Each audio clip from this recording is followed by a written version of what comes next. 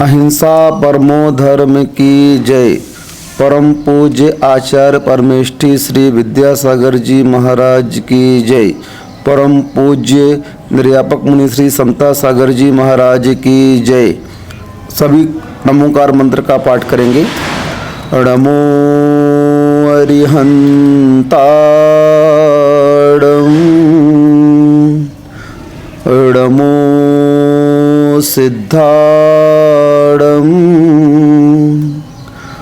नमो आयर्याणं,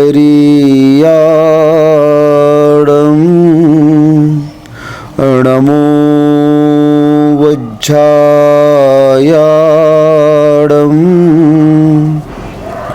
नमो लोए सब साहूडं। हाँ नित्य घटती आयु है, पर पाप मति घटती नहीं। आई बुढ़ोती पर विषय से कामना हटती नहीं। मैं यत्न करता हूँ दवा मैं, धर्म मैं करता नहीं। दुर्मोह महिमा से ग्रसित हूँ, नाथ बच सकता नहीं।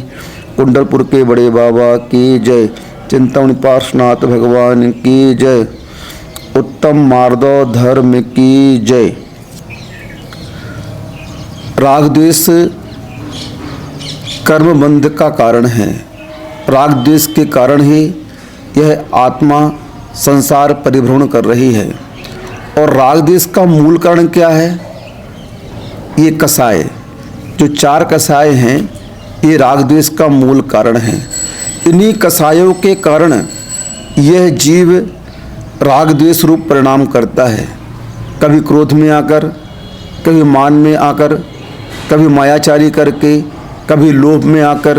ये चारों कसाय चारों तरफ से आत्मा को कसे हुए हैं। इसलिए यह 10 धर्म जो है आत्मा का स्वभाव कहा गया है। और इन कसायों को निकाले बिना, इन कसायों का नाश किए बिना कभी भी यह आत्मा शुद्ध नहीं बन सकती है। इसीलिए कल आपने क्रोध के परिणामों के बारे में सुना कि किस प्रकार से क्रोध व्यक्ति को अंधा बना देता है, क्रोध व्यक्ति को ज्वलनशील बना देता है, क्रोध मुर्दे के समान होता है। विभिन्न विभिन्न प्रकार के टाइटल इसे दिए गए हैं और साक्षात नरक आयु में पटकने वाला है। इसलिए क्षमा आत्मा का मूल गुण है। और इस क्षमा गुण को भूलेंगे तो हम कभी भी अपने जीवन में उस आत्म स्वरूप को प्राप्त नहीं कर सकते हैं। आज मार्दव धर्म का नंबर आ गया। मार्दव, इसका नाम क्या है? मार्दव। बुंदेलखंड में कहते हैं इसने हमें मार दो। क्या कर दो? सुन रहे हो? बुंदेलखंड में क्या कहते हैं? मम्मी इन्हें हमें मार दो। हाँ, सही, मार दो। मार दो का अर्थ भी यही है कि मान को मार दो। क्या है मार दो धर्म का अर्थ? मान को मार दो। मान को मारना ही मार्दव धर्म है। मृदुता का नाम ही मार्दव धर्म है। विनयशीलता का नाम ही मार्दव धर्म है। जब तक यह व्यक्ति मद में रहेगा, मान में रहेगा, तब तक इसे कुछ भी अच्छी चीज़ दिखाई नहीं देगी। पूज्यवर समंत भद्र स्वामी जी ने 8 प्रकार के मदों का वर्णन किया। ज्ञानम पूजाम कुलम जातिम बलमृद्धिम तपो बपुः अष्टावासृत्य मानित्यम स्मेर माहुर गतस्म। यहाँ अब ये देखो, इस 8 प्रकार के मद को देखो, मान को देखो, हर तरफ इसकी प्रचुरता दिख रही है, बहुलता दिख रही है। संसार में जिसको देखो इस मान से ग्रसित है। किसी को ज्ञान का मद, किसी को ख्याति लाभ पूजा का मद, किसी को कुल का मद, किसी को जाति का मद, किसी को बल का मत, किसी को अपनी रिद्धियों का मत, किसी को अपने धन का मत, किसी को रूप का मत। आचार्य कहते हैं तू मूर्ख है क्या, किसका मत कर रहा है?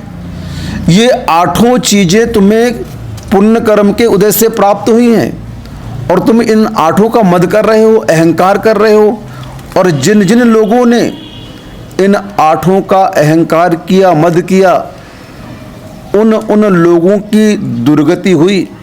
एक एक मदों को लेकर के पात्र रख दिए आचार्यों ने कि देखो ये सनत चक्रवर्ती, इससे अपने रूप का मद था। किसका मद था? इसके रूप को देखने के लिए स्वर्ग से देव उतर के आ गए कि देखें तो जिसकी चर्चा स्वधर्म सभा में हो रही है उसका रूप कैसा है। वह व्यायामशाला में व्यायाम कर रहा है। देव आकर के उस धूल से सनी हुई देह को देखते हैं और देख करके अचंभित हो जाते हैं। ओहो, ये तो हमसे भी ज़्यादा सुंदर है, कितना रूपवान है ये। और उसके रूप का वह उसी के सामने वर्णन करते हैं, उसकी प्रशंसा करते हैं, क्योंकि आजकल प्रशंसा का दौर है। किसी को भी अपनी बुराई सुनना पसंद नहीं है। और थोड़ी सी प्रशंसा कर दो फिर देखो क्या होता है। आजकल समाज में यही चल रहा है, बच्चे बच्चियों में यही चल रहा है। खास तौर से बच्चियों की बता रहा हूँ मैं आपकी। सुनो माता पिताओं, और बच्चों आप भी सुनो, बच्चियों आप भी सुनो। थोड़ी से तारीफ सुनकर के आप खुश हो जाते हो और उसके प्रति आकर्षण आपका बढ़ जाता है। मोबाइल में घंटों घंटों सामने वाला तुम्हारी तारीफ करता है और तुमको अच्छा लगता रहता है। कितनी सुंदर हो, कितनी सुंदर हो। अपना मुंह देख ले, मुंह में कितनी सुंदर है तू। आईना देख ले अपना, क्या हुआ? दांत अलग भग रहे हैं, आंख अलग भग रही है, आंखी टेढ़ी मेढ़ी है, 56 टिकली मुंह में लगे हुए हैं। फिर भी थोड़ा सा तारीफ कर दो तो वो कुरूप स्त्री खुश हो जाती है। क्या है ये? किसकी तारीफ कर रहे हो? ये रूप मिला कैसे तुम्हें, जरा सोचो तो। ये कुल तुम्हें मिला कैसे? ये बल तुम्हें मिला कैसे? ये समृद्धि, ये धन संपत्ति, ये वैभव तुम्हें कैसा मिला, कैसे मिला? याद करो, आचार्य समंतभद्र स्वामी जी श्रावकाचार्य में कहते हैं, उच्चैर गोत्रम प्रणते भोगो दाना दुपासनात् पूजा भक्ते सुंदर रूपम स्तवनाथ कीर्तिस तपोनिधिसु। तुम्हें जो उच्च जाति मिली है ना, जैन कुल मिला है ना, उच्चैर गोत्रम प्रणते, तुमने पंच परमेष्ठियों को नमस्कार किया और उस नमस्कार का परिणाम क्या हुआ? तुम्हें उच्च गोत्र मिल गई और तुम इस जाति का मत कर रहे हो। आत्मा किसी जाति से बंधी नहीं होती है। जैन दर्शन कितना खुला दर्शन है कि यहाँ पर किसी भी जाति के लिए धर्म की पाबंदी नहीं रखी है। तिरंच गति के जीव को सम्यक दर्शन प्राप्त हो जाता है, नरक गति के जीव को सम्यक दर्शन प्राप्त हो जाता है। देवों को भी, जो नीचे देव हैं, देव दुर्गति में गए हैं, उनको भी सम्यक दर्शन की प्राप्ति हो जाती है। और तो और जैन कुल में उच्च जातियों में जन्म लेने वालों, ध्यान से सुनो, हमारे आचार्य महाराज ने सम्यक दर्शन का पात्र किससे बनाया? नीच गोत्र के चांडाल को। उसने उस धर्म को पूरी श्रद्धा के साथ में स्वीकार किया, देवगुरु शास्त्र की भक्ति की, जैन धर्म के उपदेश को आत्मसात किया और उसका परिणाम क्या हुआ? देवों ने आकर के उसको सिंहासन दिया, उसकी जय जयकार की। और तुम किस जाति का मत कर रहे हो? सोचो तो थोड़ा सा, शर्म करो। धर्म क्या है, इस धर्म को पहचानो। मद करने से कुछ नहीं होने वाला, कुछ नहीं होगा। आपके थोड़ी सी रूप की तारीफ कर दी, आप फंस गए। किसके साथ फंस गए? उच्च कुल के होकर के उस नीच गोत्र के लड़के के साथ तुम्हारा अफेयर चालू हो गया। क्या हो गया? ये परिणाम किसका है? थोड़ी सी तारीफ कर दी उसने आपकी, आप उसके दीवाने बन गए। सत्य को समझने का प्रयत्न करिए। बच्चे नहीं हो आप कि किसी की तारीफ में टॉफ़ी दी और बहला करके उसके आभूषण उतार लिए। आप समझदार हो चुके हो बच्चों, आप भी व्यर्थ के तारीफ में अपने धर्म को मत छोड़ो। और उस अहंकार का परिणाम क्या होता है, थोड़ी सी तारीफ सुनने का परिणाम क्या होता है, जिंदगी भर रोना पड़ता है। मैंने कई जैन बच्चियों को देखा है जिन्होंने अदर कास्ट में शादी की और 2-4 साल बाद सब प्यार का भूत ठंडा हो गया, सब अहंकार गल गया। हम लोग के चरणों में आकर के रोते हैं, महाराज अब क्या करें। हमने बोला पहले समझाया था तब समझ में नहीं आया, माँ बाप ने समझाया था तब समझ में नहीं आया, गुरु ने समझाया तो समझ में नहीं आया, अब कर्म ने तेरे को समझा दिया। अब क्या हो गया, एक बच्चा साथ में है महाराज, अब उसने छोड़ दिया, कहीं पैसे की मांग कर रहा है, कहीं मार रहा है, कहीं पीट रहा है, यहाँ तक कि उस कुल में मांस भक्षण किया जाता है तो उसे मांस खाने के लिए पकाने के लिए कह रहा है, शराब पीने पिलाने के लिए कह रहा है। कल को पता नहीं कहीं दूसरी जगह बेच न दे तेरे को। इसलिए संबंध बराबरी वालों में होना चाहिए, संबंध अपनी जाति में होना चाहिए। आप लोग को समझ में नहीं आ रहा इस बात, ये बात नहीं समझोगे तो आपकी पूरी जिंदगी नष्ट हो जाएगी, पारिवारिक जीवन अशांतिमय हो जाएगा, धर्म तो छूटेगा, संसार के सुख भी नहीं मिलेंगे, शांति के लिए तरस जाओगे। दिन भर तनाव तनाव तनाव, दिन भर आपको ताने मिलेंगे, तनाव मिलेगा, दुख मिलेगा, लोग तुम्हारा तिरस्कार करेंगे। तिरस्कार क्यों कर रहे हैं तुम्हारा लोग? तुमने धर्म का तिरस्कार किया, तुमने धर्म का मान नहीं रखा, परिवार का मान नहीं रखा, समाज का मान नहीं रखा और उसकी अवहेलना करके तुम दूसरे के साथ चले गए। लड़की हो चाहे लड़का, मुझे इससे मतलब नहीं है, कोई भी हो, लेकिन उसने कुल का अपमान किया, धर्म का अपमान किया, समाज का अपमान किया और उसका परिणाम उसे भोगना ही पड़ेगा। इसलिए रूप का मत क्यों कर रहे हो? ये जाति कैसे प्राप्त हुई, रूप कैसे प्राप्त हुआ? भक्ते सुंदर रूपम। ब्यूटी पार्लर में जाने से रूप प्राप्त नहीं होता है, फेशियल करने से आपका चेहरा सुंदर नहीं बनता है। आपने भगवान की भक्ति की होगी, उस मेढक को देखो, वो भगवान के समोसरण में जा रहा है, पांखुड़ी लिए हुए पुष्प की, और राजा श्रेणिक के हाथी के नीचे आकर के मरता है और मर करके राजा श्रेणिक समोसरण में बाद में पहुंचता है, पहले वो मेढक पहुंच जाता है। श्रेणिक उस मेढक के जीव जो देव बन गया उसे देखते हैं और उसे देख करके उसकी कांति, उसकी सुंदरता को देख करके चकित हो जाते हैं। उसकी ध्वजा में मेढक का चिन्ह लगा है।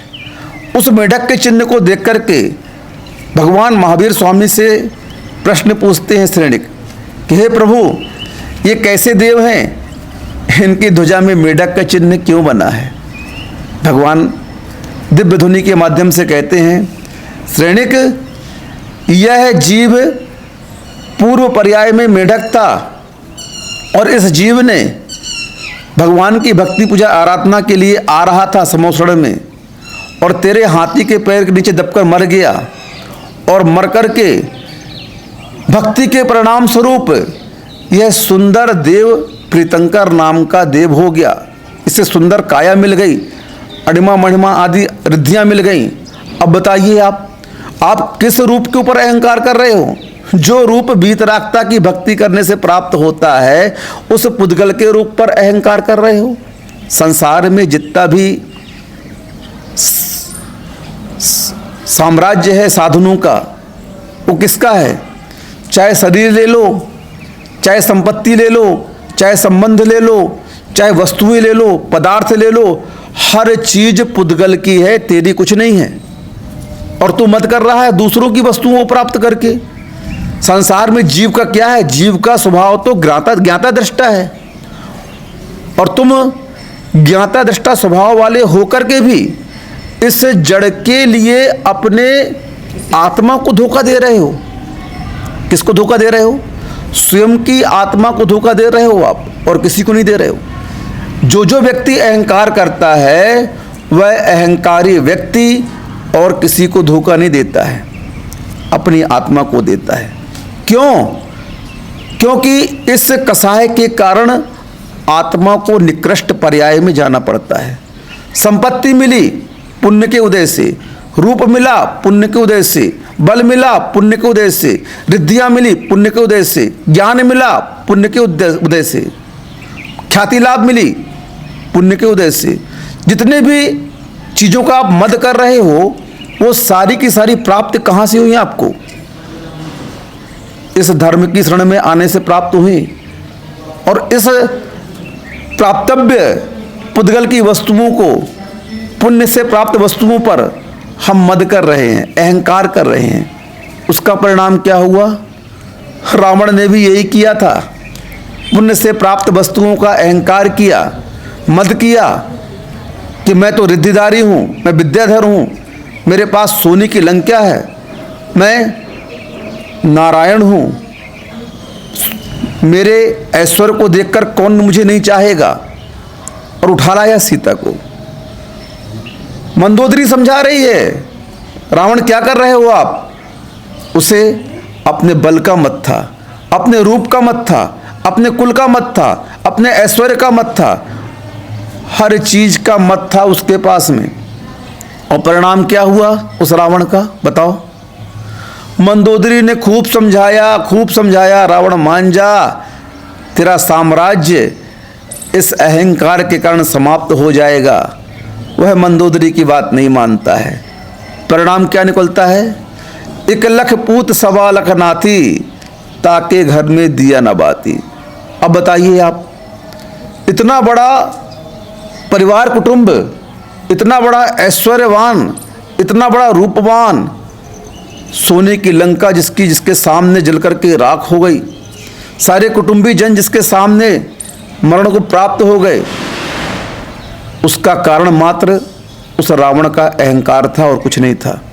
इसलिए इस अहंकार का परित्याग करना चाहिए, क्योंकि ये अहंकार हमारे विनम्रता को नाश कर देता है, विनय गुण को नाश कर देता है। चक्रवर्ती ने रूप का मत किया, परिणाम देखो क्या हो गया उसका। जैसी देव प्रशंसा करते हैं उसकी, उस प्रशंसा को सुनकर के वह क्या कहता है देव से? अभी आपने हमारा रूप क्या देखा है? ये शरीर तो अभी व्यायामशाला में धूल मिश्रित है। अभी मैं जब सच करके 16 श्रृंगार करके कहाँ आऊँगा? अपने दरबार में आऊँगा ना, तब तुम देखना मेरा रूप क्या है।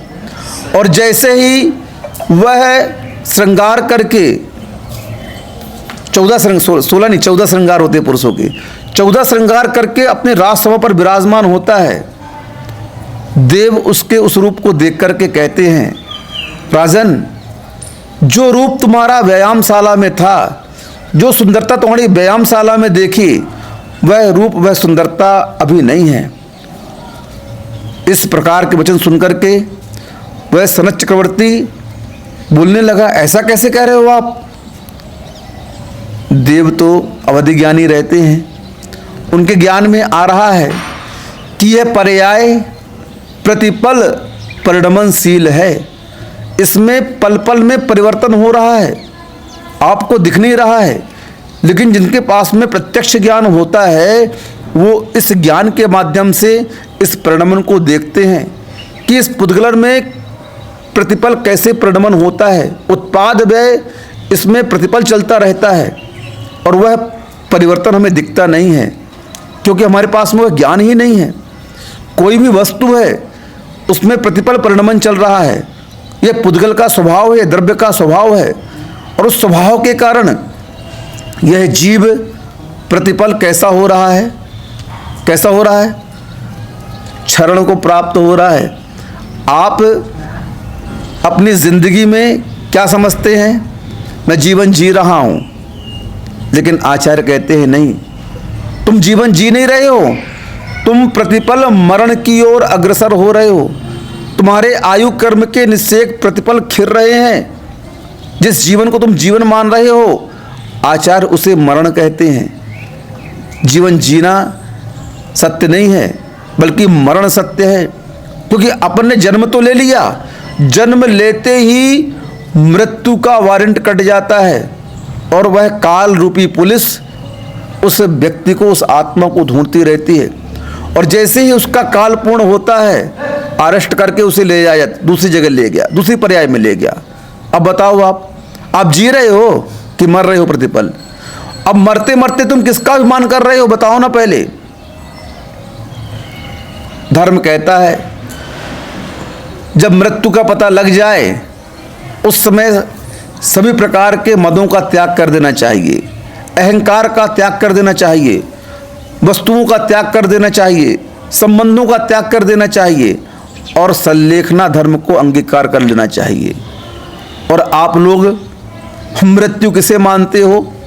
जब बिस्तर पकड़ लो, खटिया पकड़ लो या कोई असाध्य रोग हो जाए, उस समय आप थोड़ा सा ये विश्वास करते हो, थोड़ा सा, ज़्यादा नहीं, क्योंकि वहाँ पर भी आपको ये उम्मीद है कि मैं बच जाऊँगा, डॉक्टर मुझे बचा लेगा, मेरे पास पैसा है, मैं पैसा दे करके बड़े से बड़ा, अच्छे से अच्छा ट्रीटमेंट करा लूँगा, बड़े शहरों में चला जाऊँगा, विदेश चला जाऊँगा। अरे काल कहता है मुझे इससे मतलब नहीं है, तू कितना भी अहंकार कर ले, अब तो मैं तुझे लेकर के जाऊँगा। क्या करके जाऊँगा? छोड़ने वाला नहीं हूँ। तेरी संपत्ति, तेरा संबंध, तेरा वैभव, तेरा बल सब छीन कर दूंगा पल भर में। क्यों? क्योंकि जो व्यक्ति जिस चीज का अभिमान करता है, वह वस्तु, वह चीज, वह पदार्थ उसी समय से उसके जीवन से हटना प्रारंभ हो जाती है।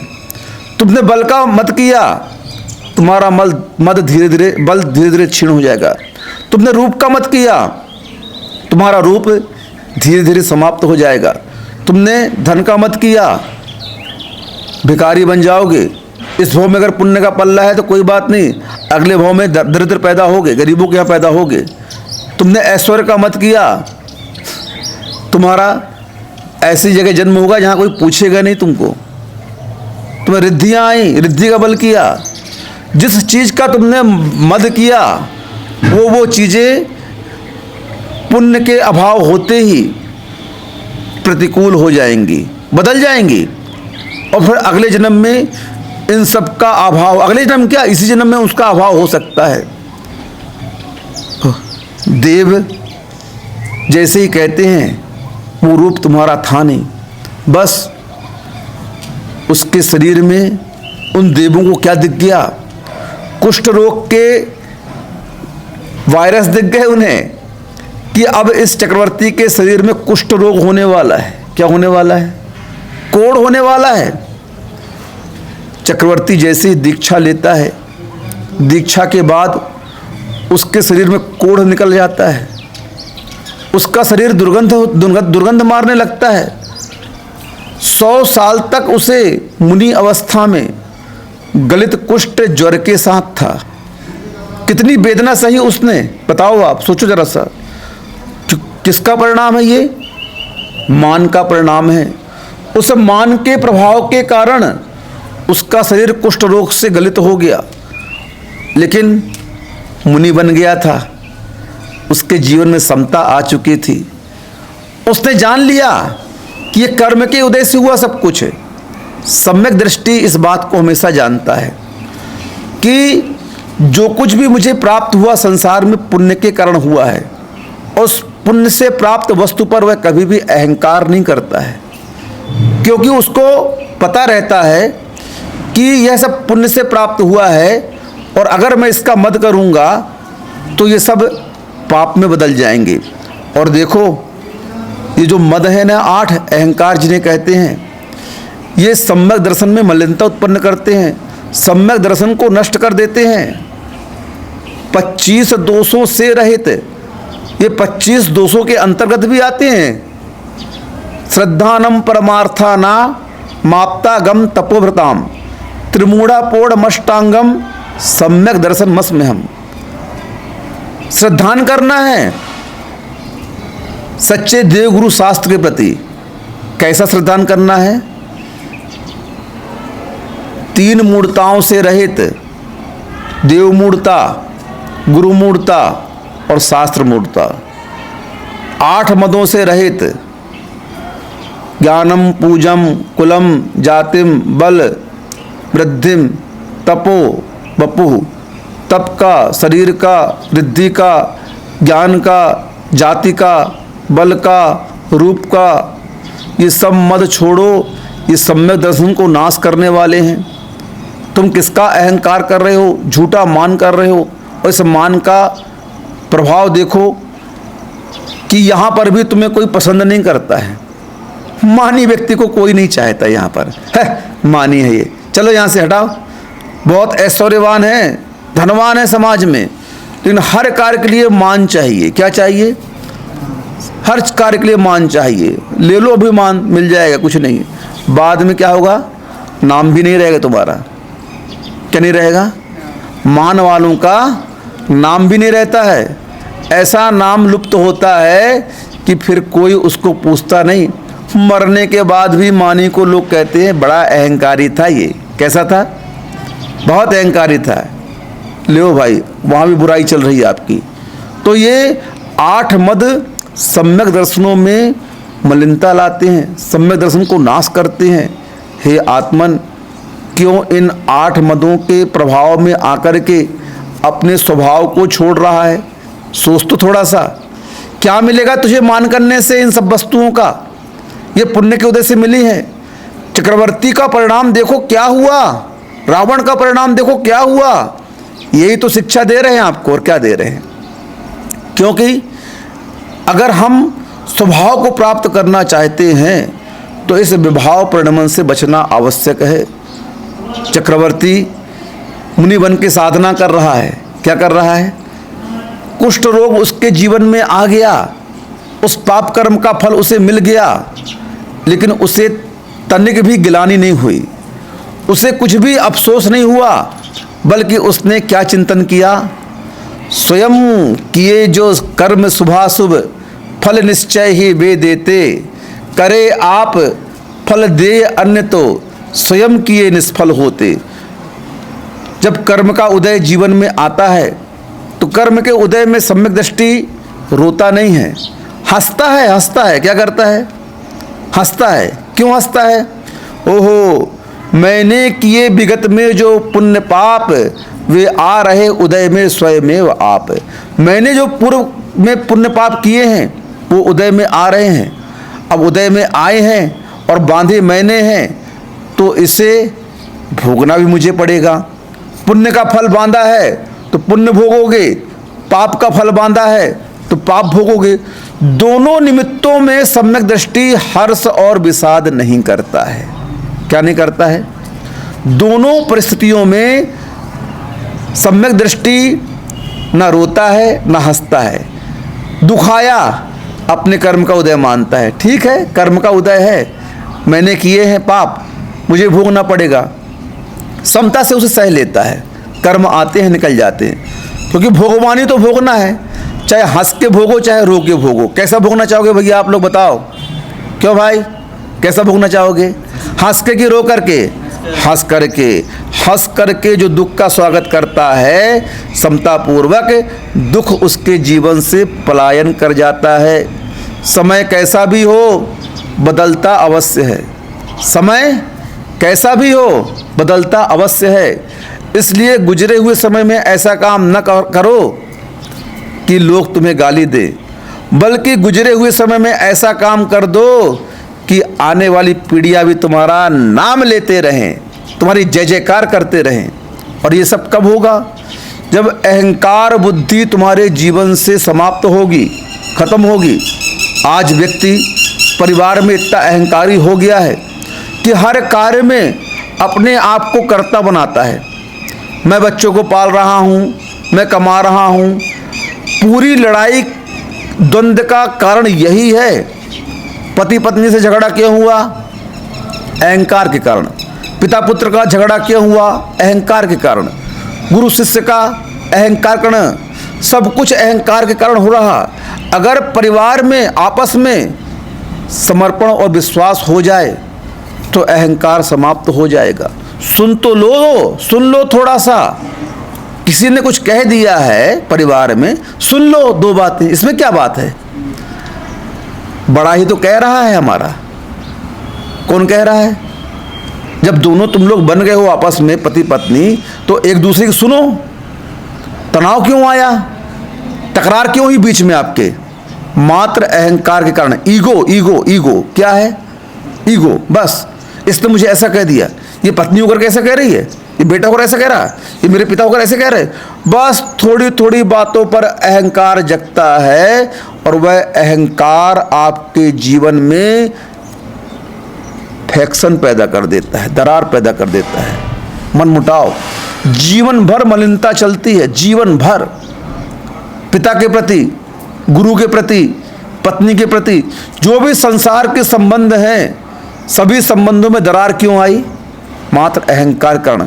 थोड़ा सुन लेते भैया, छोटे बन जाते। नहीं सुन सकते हम किसी की। नहीं सुनो।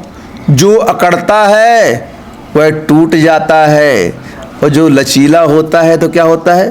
तूफान जब आता है तो जो वृक्ष खड़े रहते हैं वे उखड़ जाते हैं, और वहीं पर बेत का वृक्ष होता है वह उस तूफान के सामने दंडवत हो जाता है, लेट जाता है।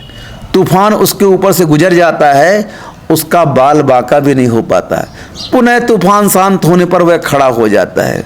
बड़े बड़े वृक्ष धराशायी हो गए, और वह छोटा सा बेत का वृक्ष कैसा हुआ? झुक गया। उस तूफान ने उसका कुछ नहीं किया, शांति से वह निकल गया। ऐसे ही जब अहंकार का तूफान आता है, क्रोध का तूफान आता है, कसाय का तूफान आता है, उस स्थिति में अगर आप थोड़ा सा झुक जाओ, नम्र हो जाओ, तो तुम्हारे जीवन में तुम्हारा मार्दव धर्म प्रकट हो जाएगा। मार्दव धर्म और कुछ नहीं सिखाता है।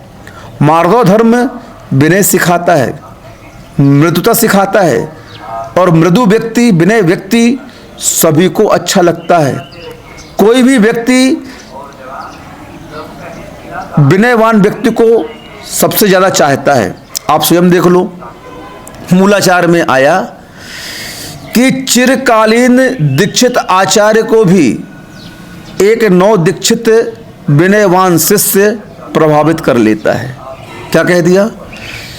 चिर दीक्षित आचार्य को भी एक विनयवान शिष्य अपने इस विनय गुण से प्रभावित कर लेता है।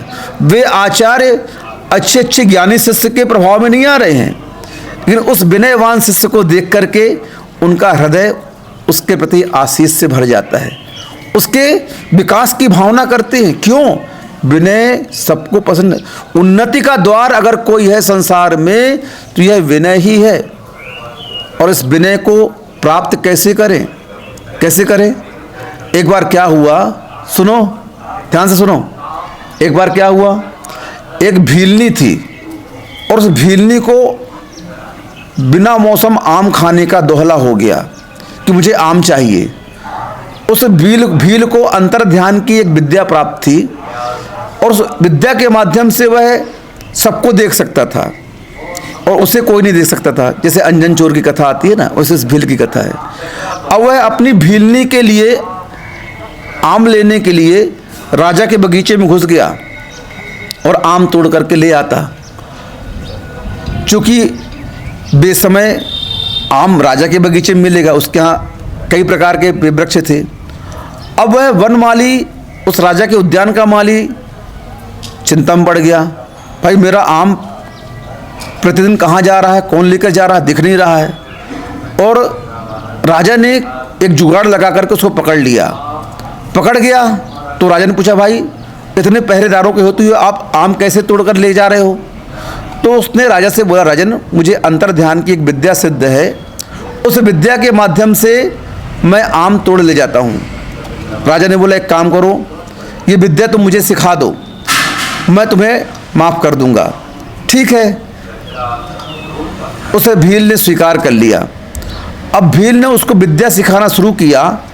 बहुत सिखाने के बाद भी वह विद्या उसके जीवन में आई नहीं सीख पाया।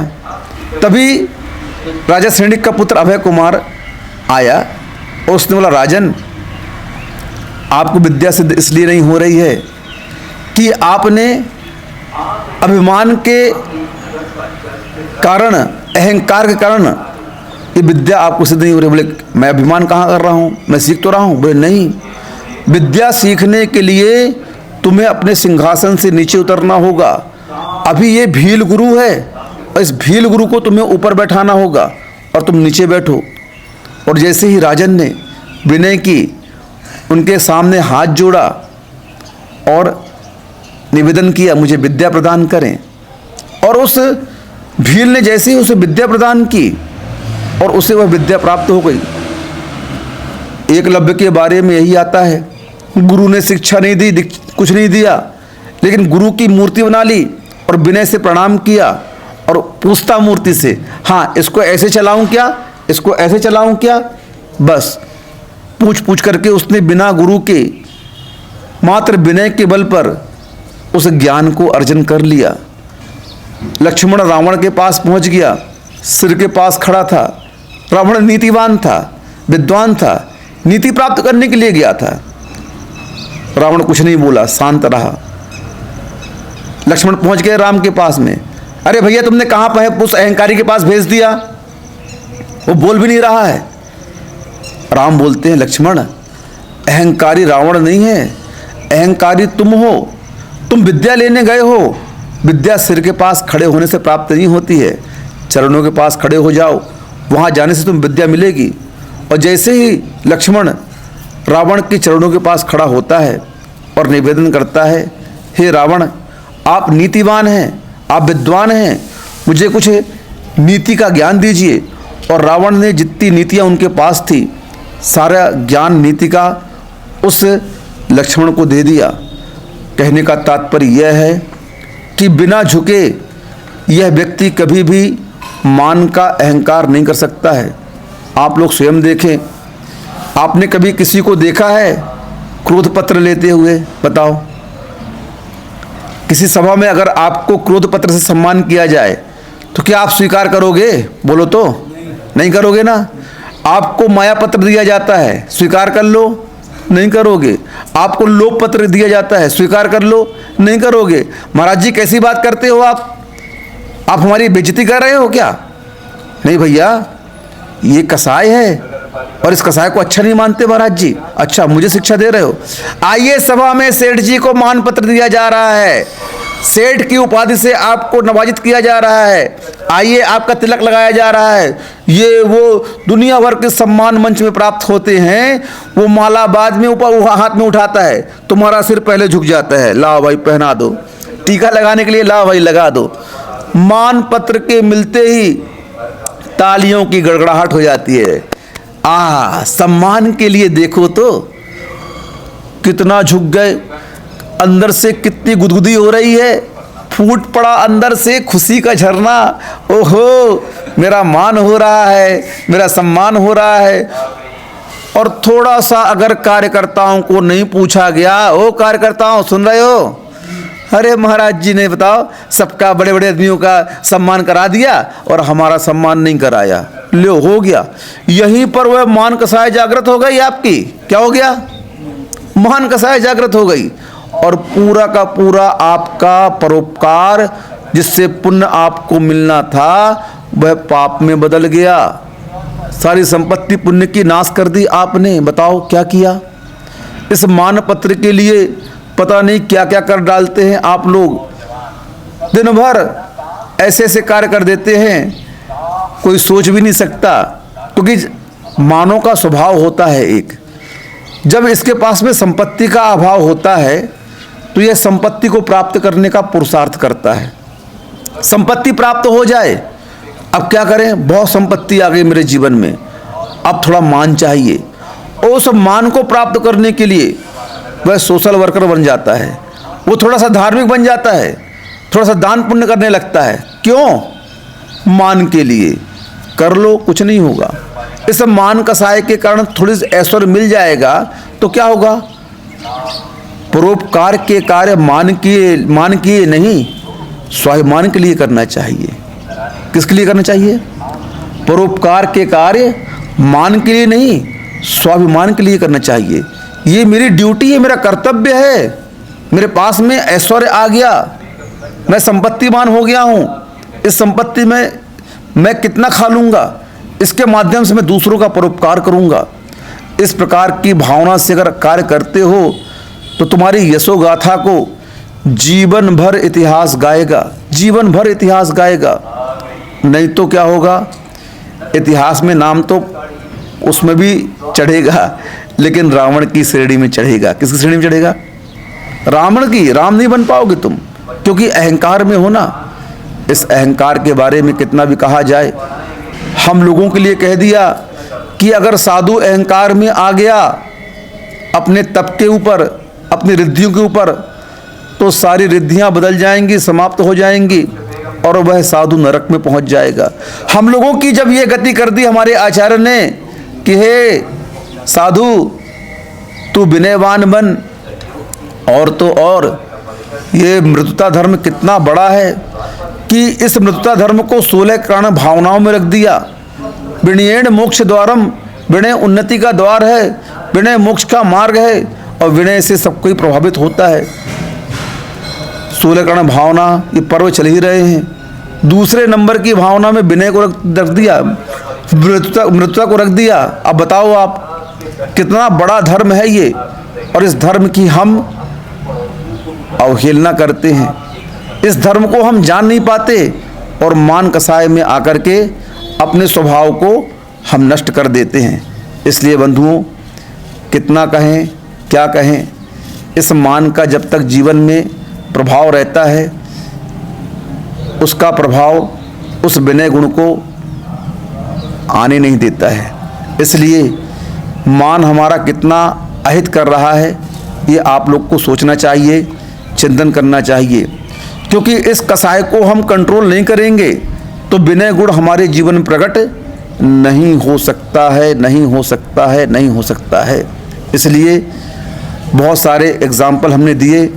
चक्रवर्ती ने उस मान कसाय को जीत लिया, उस रोग को अपने कर्म का उदय माना, और देखो तो उस कर्म के उदय में पुनः देव आ गए परीक्षा लेने के लिए।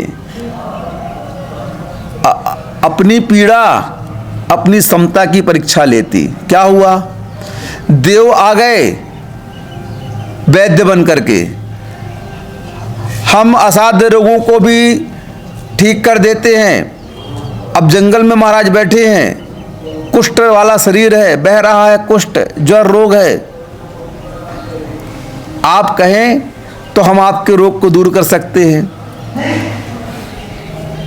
महाराज बोलते हैं, भैया मुझे तो 3 रोग लगे हुए हैं, जन्म जरा और मृत्यु के। किसके? जन्म जरा और मृत्यु के रोग लगे हुए हैं, और मैं उन्हीं की औषधि खोजने के लिए वन में आया हूँ, भवन छोड़ करके। क्या आपके पास इसकी औषधि है? बोले नहीं प्रभु, इसकी औषधि मेरे पास नहीं है। बोले इस बदमाश की औषधि लेकर के आए हो। फारसी में शरीर को बदमाश कहते हैं। सुनो, एक ध्यान सुनो, फारसी में शरीर को क्या कहते हैं? बदमाश कहते हैं। तो आचार्य कहते हैं तुम औषधि भी लेकर के आए हो, तो किसकी लेकर के आए हो? इस बदमाश की लेकर के आए हो। इसकी क्या औषधि करवाऊं मैं? इसे आज नहीं कल नष्ट होना है। समझ में आ गया उनको, और साधना तो इन्होंने कर ही ली थी, और साधना से रिद्धियां प्राप्त हो गई थी उनको। बोले इस शरीर को तो मैं अपने थूक लगा करके ठीक कर सकता हूं, और उनके सामने थूक देते हैं शरीर पर। क्योंकि जो रिद्धिधारी महाराज होते हैं ना, उनके विष्टा में भी औषधि हो जाती है, उनका मलमूत्र भी क्या हो जाता है? औषधि बन जाती है। उनकी छींक का थूक पड़ गया तो बड़े बड़े रोग दूर हो जाते हैं। उनकी विष्टा में पैर रख गया, बड़े बड़े रोग दूर हो जाते हैं। ऐसी ऐसी रिद्धियाँ उन मुनिराजों को साधना के दौरान प्राप्त हो जाती हैं। लेकिन ये रिद्धियाँ भी कब प्राप्त होंगी? जब अहंकार का नाश होगा। तुम उस मृदु स्वभाव में आकर के अपनी आत्मा का अनुभव करोगे, विशुद्धि प्रणाम करोगे, तभी ये रिद्धियाँ प्रकट होती हैं। महाराज ने थोड़ा सा प्रभाव दिखाया और थोड़ा सा अंगुष्ठ में कुष्ठ बचा लिया। उन्हें ज्ञान था ये शरीर तो आज नहीं कल मरण को प्राप्त होगा। ये संबंध, ये संपत्ति, ये रूप, ये बल समय आने पर जीर्ण शीर्ण हो जाएंगे, नष्ट हो जाएंगे। अच्छे अच्छे पहलवानों को देख लिया, अच्छे अच्छे रूपवानों को देख लिया, अच्छे अच्छे ऐश्वर्यवानों को देख लिया, अच्छे अच्छे धनवानों को देख लिया, अच्छे अच्छे कुलवानों को देख लिया, अच्छे अच्छे तपवानों को देख लिया, सबका शमन यहीं पर हो गया। क्योंकि ये सारी चीज़ें स्थायित्व को लेकर के नहीं हैं। पुद्गल में परिणमन चल रहा है और इस परिणमन के परिणाम स्वरूप प्रत्येक वस्तु में परिणमन होगा। रूप में भी परिणमन हो जाएगा, बल में भी परिणमन हो जाएगा। ये धीरे धीरे जीर्ण शीर्ण होते जाते हैं, इनमें बदलाव आता जाता है। और उस सुंदरता को देख लो 50 साल बाद कैसी दिखती है। बचपन की फ़ोटो देख लो एक बार, फिर जवानी की फ़ोटो देख लो एक बार, फिर प्रौढ़ता की फ़ोटो देख लो, और बुढ़ापे में बंदर जैसे दिखते हो। कैसे दिखते हो? हंस रहे हो? सही में बंदर जैसे ऐसे लटक जाते हैं, पूरे मांस लटक जाते हैं। अब किसका मत किया? इसका मत किया, गए काम से। इसीलिए आपका समय हो गया। अंत में मैं यही कहना चाहूँगा कि इस मान को छोड़ कर के उस विनय को अपने जीवन में लाने का प्रयास करें। यह मान महाविश्वरूप चारों गतियों में निकृष्ट पर्याय में हाथी बना देगा, सूंड इतनी उड़ा देगा, नाक करते रहा बेटा मान तू। इसलिए मान को आप समझें। इस मान के कारण हमारी आत्मा का अहित होने वाला है, और उस विनय के कारण जो इस मान के समन से प्राप्त होता है, उद्घाटित होता है, वह मोक्ष का द्वार है। आप सभी उस मोक्ष के द्वार पर आएं। इस मान का विसर्जन करके, इस मान को समाप्त करके अपने स्वभाव में आए, क्योंकि आत्मा का स्वभाव मृदु है, विनयशील है, और यही विनयशील आत्मा एक दिन आपको मुक्ति दिलाएगी। इसी भावना से अहिंसा परमो धर्म की जय, उत्तम मार्दव धर्म की जय, गुरुवर आचार्य विद्यासागर जी महामुनिराज की जय, मुनिवर श्री समता सागर जी महाराज की जय। समस्त मुनि की